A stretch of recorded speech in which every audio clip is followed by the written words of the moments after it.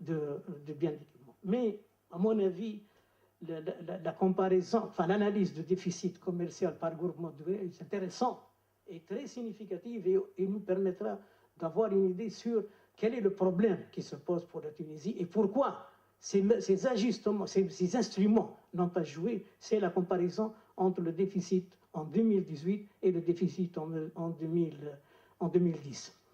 Bon, par rapport à 2010, le déficit commercial s'aggrave de 10 milliards 750 millions de dinars, dont 4 417 au niveau des matières premières et demi-produits. Bon, quand on sait que le PIB n'a pas augmenté à un rythme soutenu et le gap de le déficit se situe au niveau des matières premières et demi-produits, on se pose la question. Et dans les matières premières et demi-produits, nous avons un poste très important que vous connaissez, c'est le phosphate et les dérivés du phosphate, qui n'ont pas augmenté. Et ça, un déficit énorme, même si on dévalue, on n'exporte pas. Il n'y a pas de puisque la production est faible, on n'exporte pas. Donc, le taux de change nous pose des problèmes au niveau de l'inflation à tous les niveaux, mais n'a pas d'effet pour lequel il est censé être pour l'effet pour lequel il est appliqué. Alors là, le plus grave, c'est la balance énergétique, 5 700 milliards d'augmentation du déficit. Les deux font 93-94% du déficit total. Et le pétrole, le déficit était de 600 millions de dinars, maintenant plus que 6 milliards. Plus que 6 milliards. Si on réduit ces deux déficits, et c'est possible, grâce à le niveau de production, et aussi l'importation. Pour l'énergie, l'importation a augmenté, parce que si on ne produit pas, on importe plus. On n'exporte pas et on importe plus, et le déficit se creuse. Et celui qui voit le déficit courant de la balance des paiements, vous avez un déficit élevé. Le moyen efficace et qui résout ce problème, c'est ajuster le taux de change. C'est laisser le taux de change se fixer en fonction. Mais la situation du marché, elle n'est pas normale.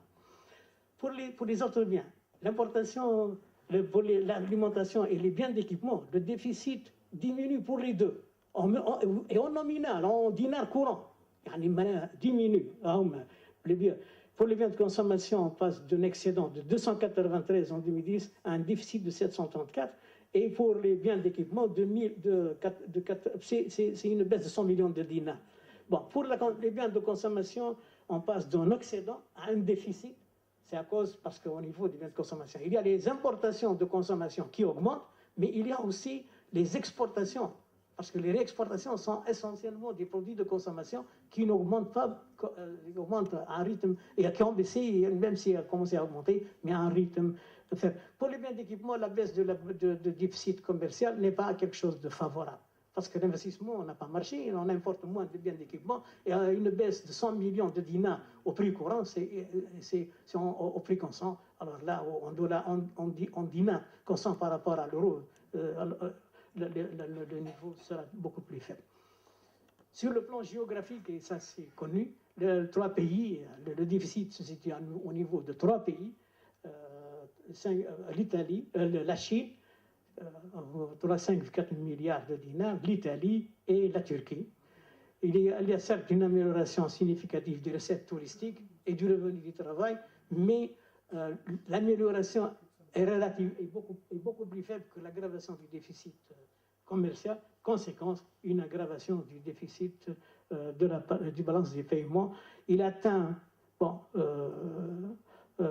une nouvelle aggravation de l'ensemble des opérations courantes de la balance des paiements et un dépassement du taux du déficit total de la barre de 10%. Et là, ça mène pas libre. On a 8,4% en moyenne, on passe à 10,2% en 2017, et cette année, le déficit, Inch'Allah, nous sommes sur 11%, ou les photos, Inch'Allah, il y a 2018. Le déficit a atteint une moyenne de 3, donc en 2011-2016, 10,2 2007, et Allahu A'lam. Bon, pour les peut-être, en se référant à la balance des paiements courante de la Banque centrale, donc vous voyez qu'il y a une aggravation pour les 9-10 mois de 1775 millions de dinars. Au titre d'éclairage, le Maroc a un taux de couverture beaucoup plus faible que nous, un déficit commercial beaucoup plus élevé que nous, mais grâce aux recettes touristiques et aux transferts de revenus des Marocains à l'étranger, le déficit est limité à 4% seulement. Là, nous devons nous poser des questions. Pourquoi? Bon, les recettes touristiques, bon, il y a une amélioration. On a le nombre de touristes qui augmente, mais il faut voir aussi les recettes. Et ça, c'est un aspect très important qui doit être analysé, sur lequel on doit réfléchir au niveau des mesures et des politiques à mettre en œuvre.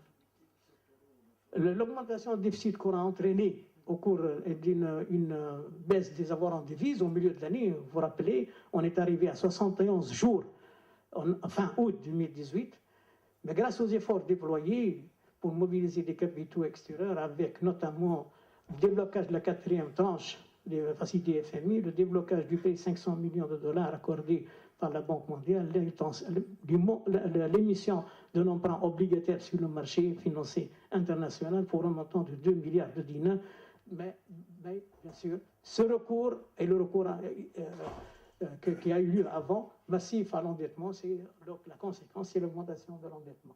Vous avez le taux d'endettement qui est de 62,7% du PIB en 2015, 68,8%, il atteindra en 2018 86,8%. C'est des chiffres du FMI qui intègrent aussi bien la dette à moyen et long terme que la dette à court terme. C'est des chiffres, c'est les chiffres que j'ai trouvés, mais bien sûr, c'est des chiffres qui sont déterminés, vous le connaissez, vous le savez très bien, c'est la Banque mondiale, la dette extérieure, elle est centralisée, toutes les dettes contractées par les pays membres sont au niveau et la dette à court terme, elle est évaluée par le FMI et estimée pour révision conjointement Banque mondiale et FMI. Et de toutes les façons, ce sont ces chiffres qui sont utilisés, par exemple, par les agences de rating.